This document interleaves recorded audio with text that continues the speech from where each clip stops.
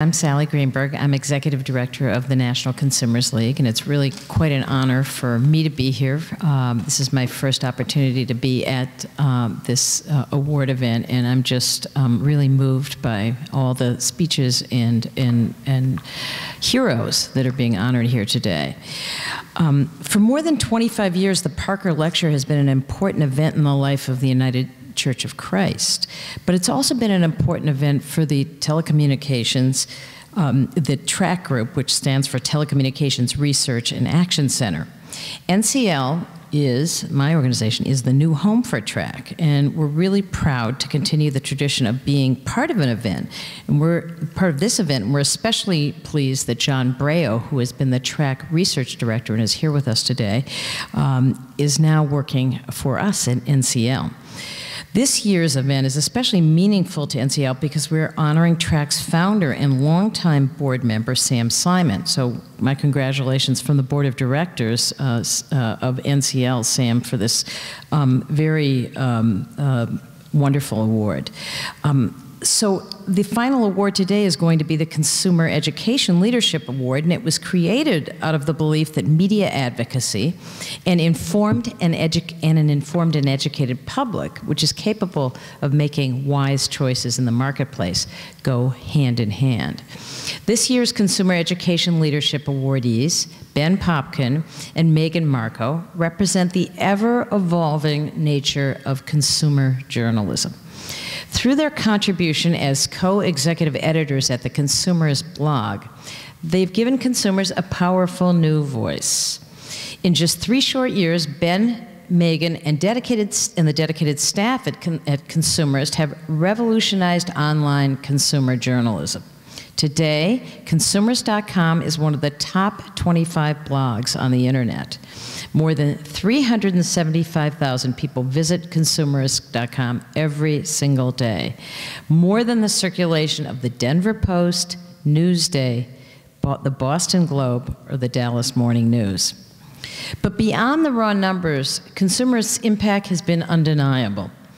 Consumerist has been a catalyst for pro-consumer reforms, from its exposure of changes to Facebook's terms of service that would have compromised users' privacy, to publicizing food companies' practice of reducing the size of grocery products while charging the same price, known as downsizing. Earlier this month, Ben and Meghann exposed the shady business practices of Cash for Gold, which bills itself as the world's #1 gold buyer, and the company's efforts to silence internet criticism through litigation and financial incentives. In December of last year, we were pleased to learn that Consumers Union had agreed to purchase the Consumerist from its previous owner, Gawker Media.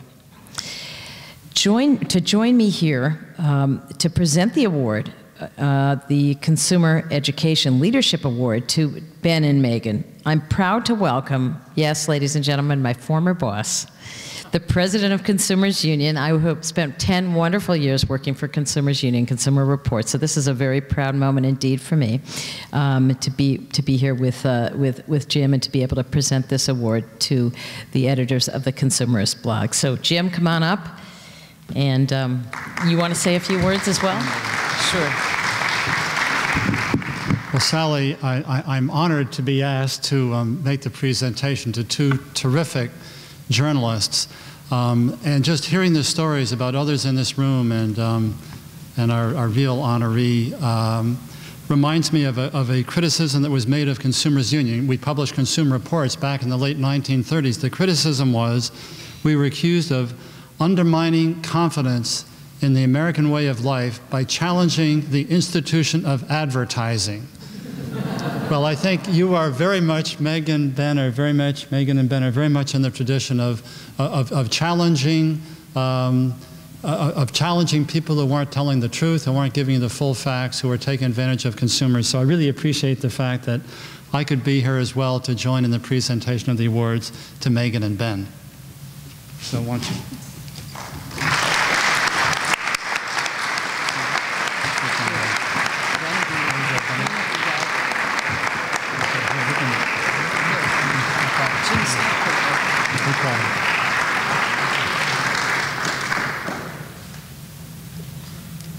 You got it.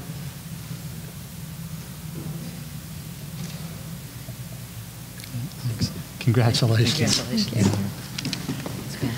Congratulations.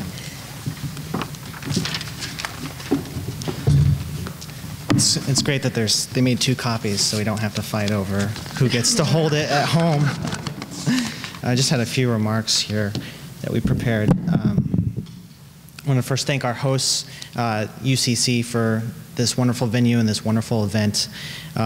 Jim Guest presenting it, Sally Greenberg, National Consumers League, working with John Braille has been great, and also our bosses, Kevin McCain, Mark Purton, with whom we would not probably be here today. I don't think so. And Reverend, not Reverend, Everett Parker, in whose honor this event is, and who graces us with his presence.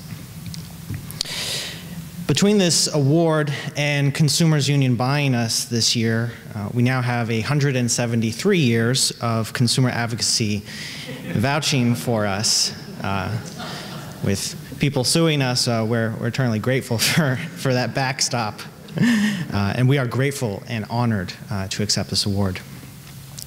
We really can't believe that we're standing here today, having gone from running a tiny blog 3 years ago to now accepting an award for consumer education and leadership. It is slightly mind-blowing, so thank you. Particularly, this is because we can honestly say we had no idea what we were doing when we first started at Consumerist.com. But we worked hard at it every day with a mix of curiosity and skepticism, and eventually started to figure it out. Mostly that came from listening to our audience. Their nonstop comments let us know when we stray and when we're on track.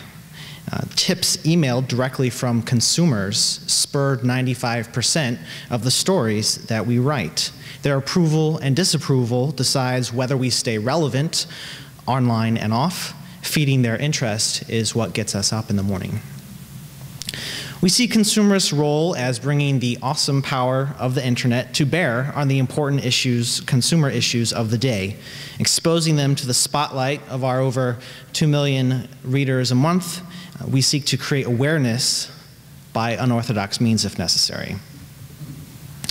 The playing field is leveling. Consumers are forcing transparency on companies simply by connecting with each other. When consumers can easily compare notes, patterns emerge, which can then be acted on. These conversations are the first steps towards real change. In our over 25 news stories a day, it is our privilege to try to help facilitate these discussions. To this end, we've always found it critical to authentically engage with our readers, our constituency. They are quite literally that which constitutes us, the parts that form the whole. So then without them, we are nothing. The nation faces a critical moment. Consumers are strapped, seeking solutions. Desperate times invent desperate measures. In this environment, scams can take out Super Bowl ads and hide behind the skirt of their fine print simply because they have the cash to burn. We deserve better, but only if we act. If we do nothing, we deserve exactly what we get. It is necessary then for all of us to set aside hubris. For however much we at Consumerist.com have educated and led consumers, they have taught and led us 3 times over. As journalists, business people, and advocates, we must both possess the vision to harness and the humility to be harnessed by the consumers if we are to win the fight for a fair, just, and safe marketplace together. Thanks again to the National Consumers League for this honor. Thank you very much.